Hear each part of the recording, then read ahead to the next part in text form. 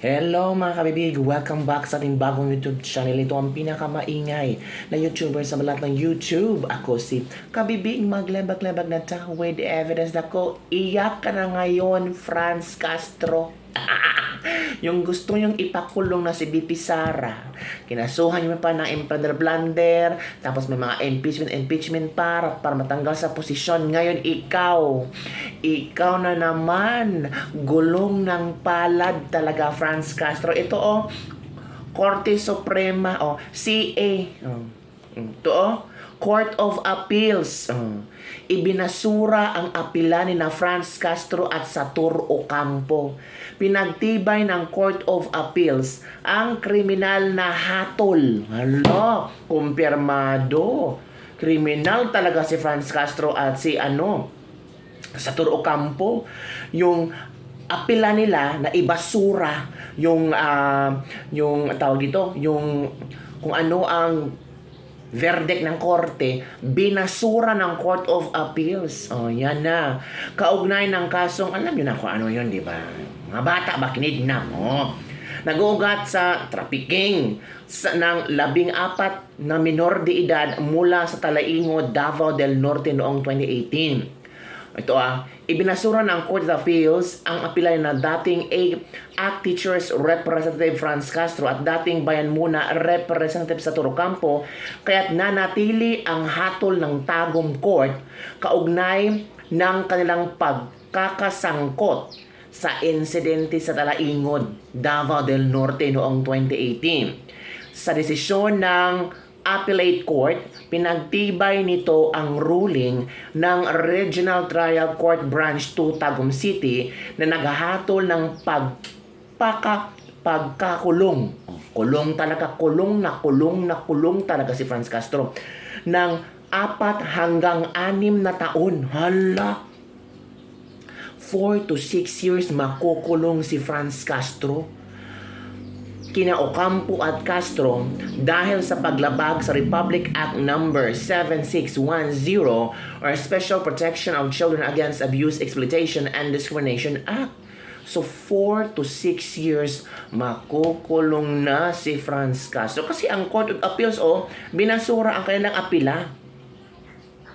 Nag-appeal kasi si Franz Castro na i-reverse yung verdict ng Tagum Court. Ngayon hindi talaga.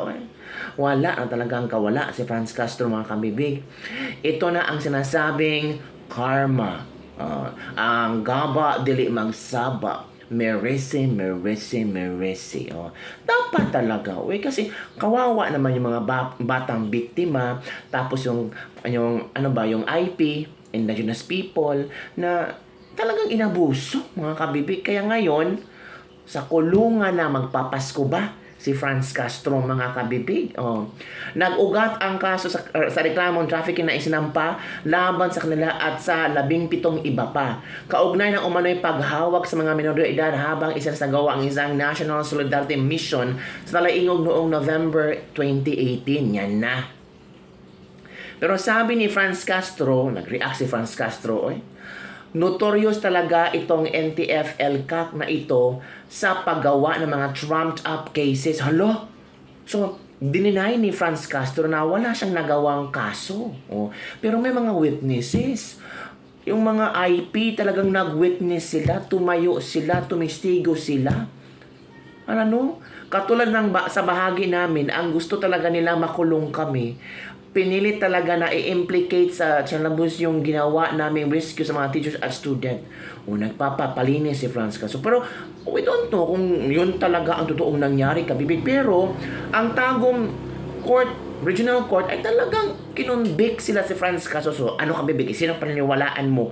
Yung kay Franz Castro o yung Tagum Regional Court na convicted si Franz Castro kasama si Satur Ocampo at ang Court of Appeals binasura ang apila na Franz Castro? So saan ka maniniwala, kabibig?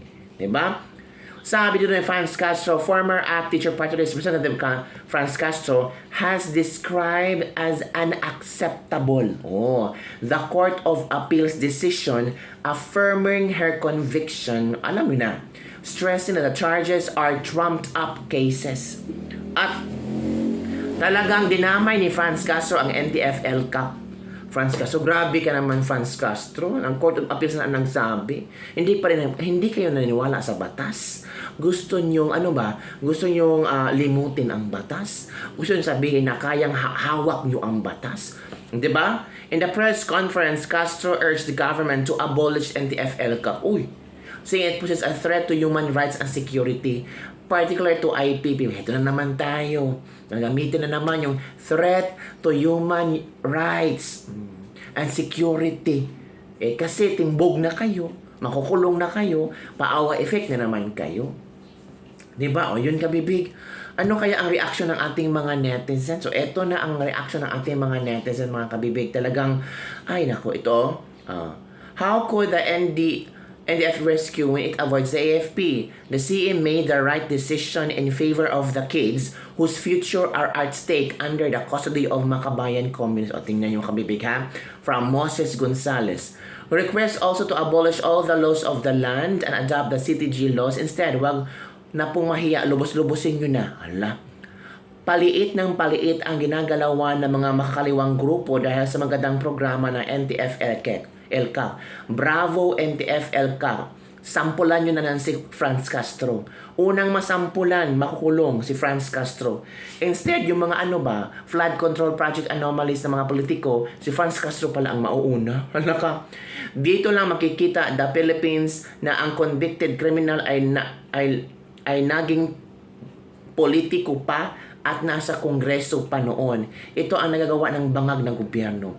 Convicted na, hindi pa nakukulong, branded as terrorist. Bakit hindi pa yan pinapadala sa ICC? Ipapadala si Francis sa ICC. Pero talo pa din kayo sa kaso is evidence-based and Castro. Imposible naman gawa-gawa lang ng korte yan, yung kanilang verdict. Franz Castro, mali ba ang korte or mali na naman ang korte? Ano ba? God moves in mysterious ways. Kaya humanda ka na, Franz Castro. Hoy Castro, korte na po ang nagsabi. Ibig sabihin, tama ang paratan. Yan mahirap sa inyo pag kayo wala kayong kasalanan. Pero pag kalaban nyo, mali sila. Totoo naman na NPA kayo, lalo na yung si Saturo Campo. Sabi ni John Lamigo. I myself, na-meet ko yan personally doon sa Negros. Ang issue noon sa lupa na kinukuha ng mga tao. At doon din ako dahil nag-support kami doon. Dami nilang pumunta doon at with arms pa ang mga kasama nila from John Lamigo. Di mo ba gets, Castro, kung ano yung pinahiwatig nito? Makukulong ka na. Hindi lang sila ang gustong makulong kayo, marami. Ilang dekada na kayong satsat ng satsat pero wala namang ginawa kung hindi magreklamo. Yan mga kabibiga, yan ang ilang komento ng ating mga netizens. So kay kabibig, ano ang inyong komento? So ito si Franz Castro nag-explain sa kanyang sitwasyon, parang nagpaawa effect. Nagpaawa effect ba ito si Franz Castro? Dinami pa niyang NTF-El Cap, di ba? Tanggapin nyo na lang. Tanggapin nyo na lang na ito ang iyong destiny, na pagbabayaran nyo ang nagawa yung kasalanan, diba? Itatadigo nga na doon sa ICC, tapos happy kayo. Ito si Franz Castro, isa sa mga happy. Ngayon, mas mauna ka palang makulong, Franz Castro, diba? Ito kabibig si Franz Castro, panoorin nyo. Gumawa nitong executive order na ito 70 yung NTF-El Cap na siyang dahilan kung bakit itong ating mga katutubo, mga lumad sa norte o kahit saan man ay nakararanas talaga ng harassment, no, at violation ng kanilang mga rights. Kaya talagang notorious talaga itong NTF-El Cap na ito na naggagawa ng mga trap-up cases. At katulad namin, sa bahagi namin, imagine niyo sa prosecutor, ang gusto talaga nila, talagang makulong kami. Yun na nga kabibig ang ating latest lebak-lebak for today.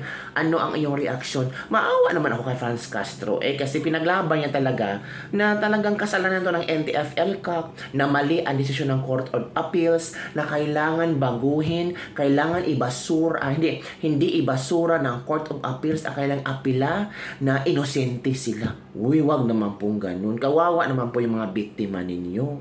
Kawawa naman po yung mga IP, indigenous people, na talagang sila ang nagsampa ng kaso, sila ang naging witness, mga ginagawa niyo, tapos sabihin niyo na na kasalanan to ng LTFL-CAC na ano to, tawag ito, hindi nirespeto ang threat to ano ba sinabi ni security. Hewan ko, threat sa daw siya, threat to human rights and security. Ngayon tinatawag niyo ang human rights Franz Castro. Pero kay Tatay Digong wala kayong pakialam sa kanyang human rights. Hindi ba nakakahiya? Nakakasuka. O yun lang kabibig ang ating Lilis Lebak-Lebak for today. Ano ang yung reaction nitong si Franz Castro ngayon na makukulong na ng 4 hanggang 6 na taong sa kulungan? Diba? Sabi ng iba, Merisi. Gaba, di magsaba. Karma. Uy, maawa naman kayo kay Franz Castro. Naging kongresista ito, naging representative ito ng mga guro. Pero tanungin natin ang mga guro kung meron bang nagawa si Franz Castro para sa kanila. O yung mga teachers, kumusta? Ano bang nagawa ni Franz Castro bilang representative niyo noong siya nakaupo bilang kongresista? Marami ba siya mga programa para sa inyo? Yung ibang teachers nga umalis na sa Pilipinas, nagpunta sa ibang bansa katulad namin. Kung saan na may mga programa si Franz Castro para sa mga teachers, no? Kukunti lang sana mag-abroad sa US, sa ibang parte ng mundo, pero wala eh. Upo-upo lang sila doon, satsatan ng satsat. Puro Duterte na lang yung makalaban nila. Ngayon, Merisi. Yun lang kami big. Don't forget to like, subscribe, and share this video. Bye everyone. See you next time.